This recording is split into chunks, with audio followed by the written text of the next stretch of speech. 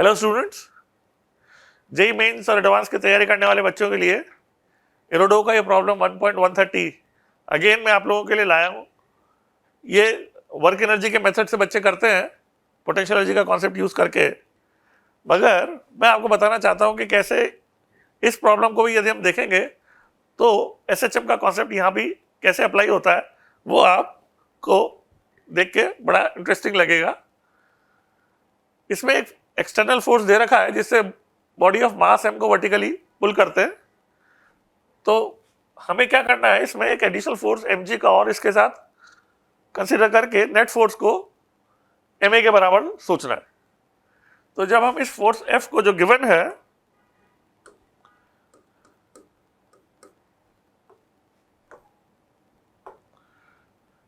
Vector form में लिखते हैं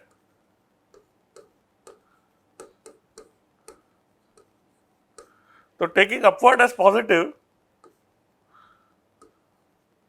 ये बन जाएगा 2 ay minus 1 m into minus g जे cap, taking upward as positive.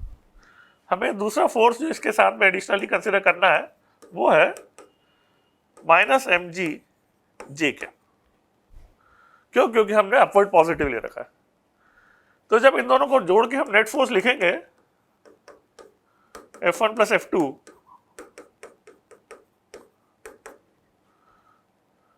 तो ये फोर्स है 2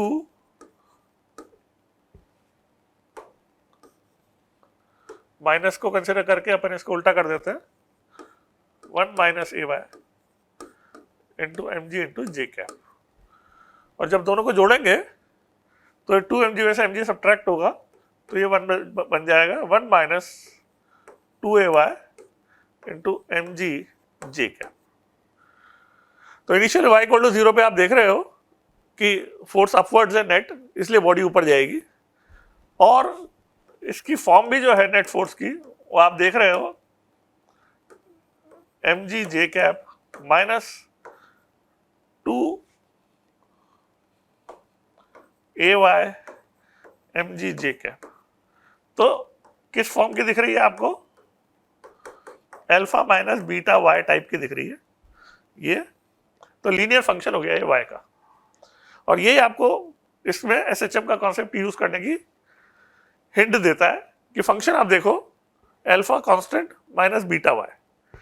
अब इससे आपको मोशन का पता चल जाएगा कि इक्विलिब्रियम पोजीशन आएगी जहां एफ नेट 0 होगा, और उससे y अल्फा अपॉन बीटा की बात सोचे यहाँ पे तो कितना बन जाएगा mg अपॉन 2a मतलब 1 अपॉन 2a।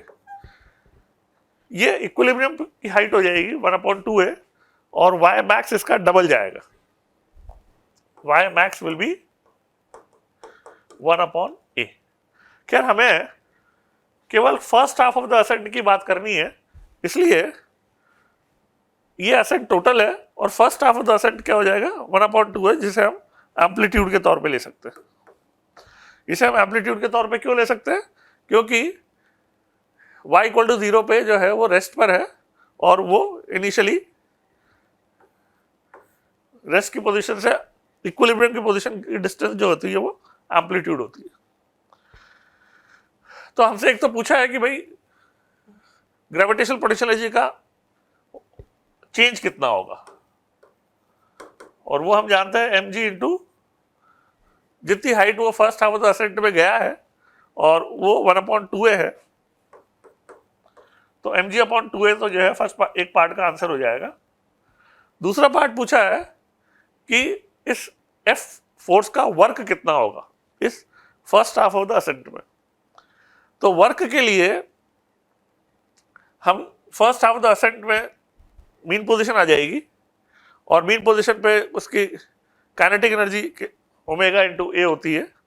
ओमेगा हमको इसके कोफिशिएंट से मिल जाएगा m ओमेगा स्क्वायर किसके बराबर कर देंगे y के कोफिशिएंट के बराबर 2am g, m कैंसिल हो जाएगा तो ओमेगा की वैल्यू हो जाएगी √2 GA, ये ओमेगा की वैल्यू हो जाएगी।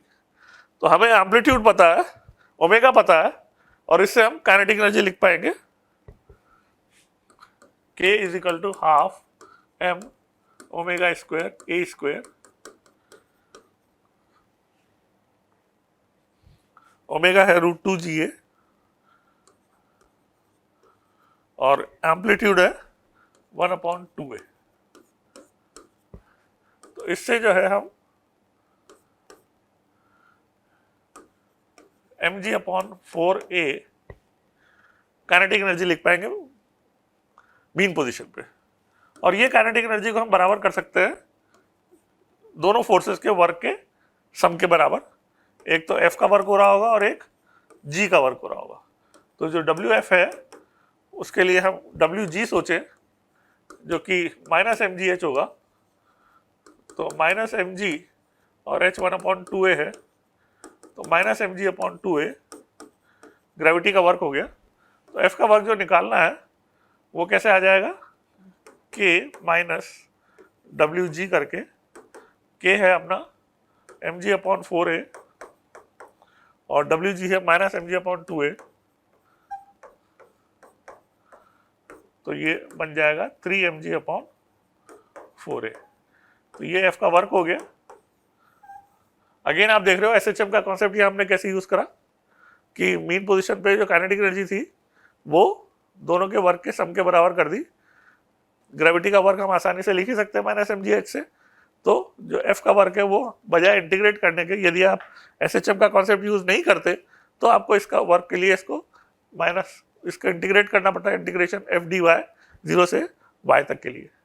तो आप इंटीग्रेशन से बच गए यदि आप SHM के टर्म्स में प्रॉब्लम को विजुलाइज कर पाते हो, तो बगैर इंटीग्रेशन के आप आंसर तक पहुंच सकते हो। Thank you.